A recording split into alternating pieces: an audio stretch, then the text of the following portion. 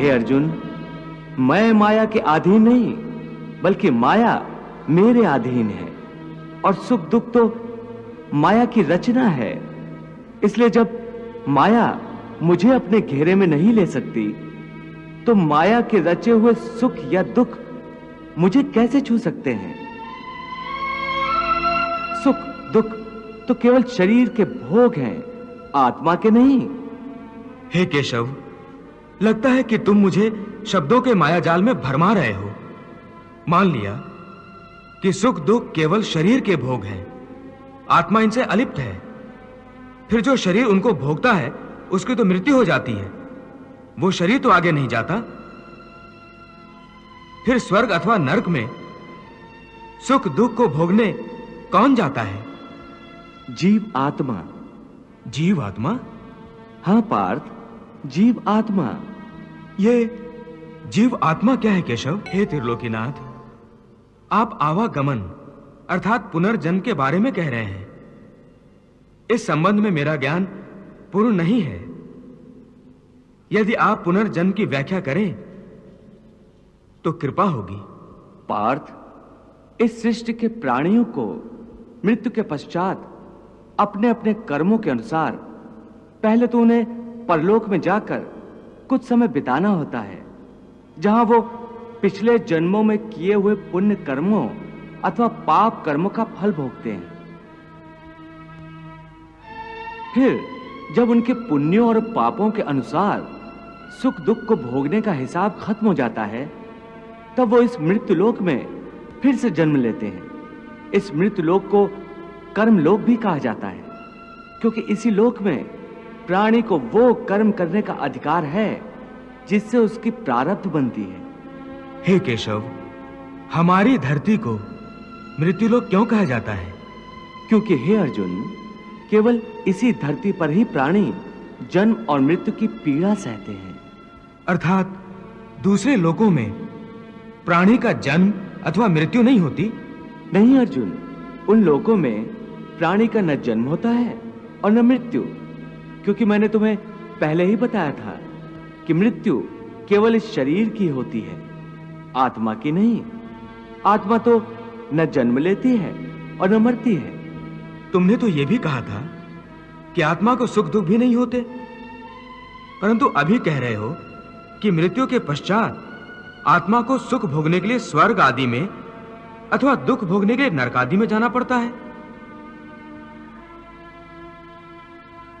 तुम्हारा मतलब यह है कि आत्मा को केवल पृथ्वी लोक पर ही सुख दुख नहीं होते, स्वर्ग अथवा नरक में आत्मा को भी सुख या दुख भोगने पड़ते हैं।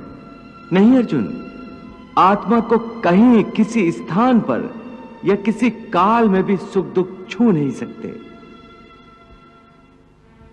क्योंकि आत्मा तो मुझ अविनाशी परमेश्वर का ही प्रकाश रूप है। हे अर्जुन, मैं माया के अधीन नहीं, बल्कि माया मेरे अधीन है, और सुख दुख तो माया की रचना है।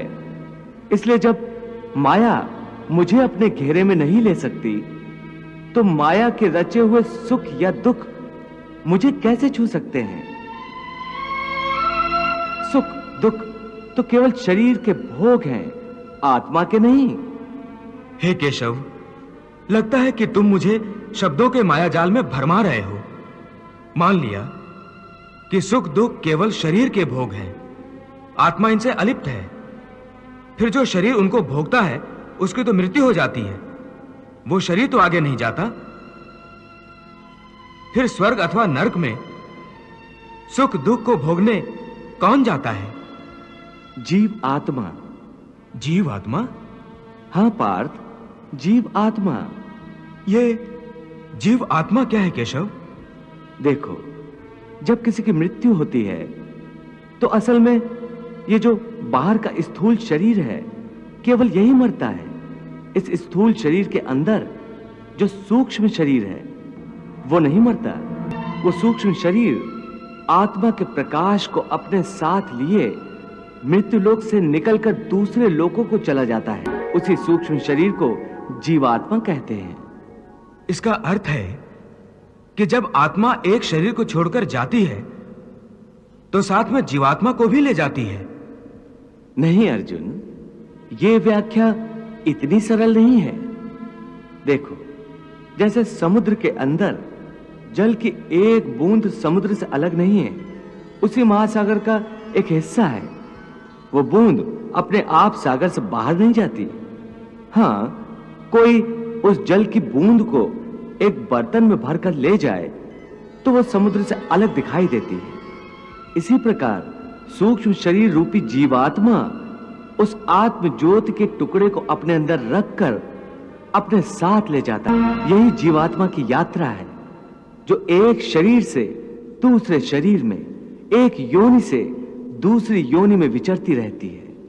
हे अर्जुन, जीवात्मा जब एक शरीर को छोड़कर जाती है तो उसके साथ उसके पिछले शरीर की वृत्तियां, उसके संस्कार और उसके भले कर्मों का लेखा जोखा अर्थात उसकी प्रारब्ध सूक्ष्म रूप में साथ जाती है। वाह प्रभु वाह।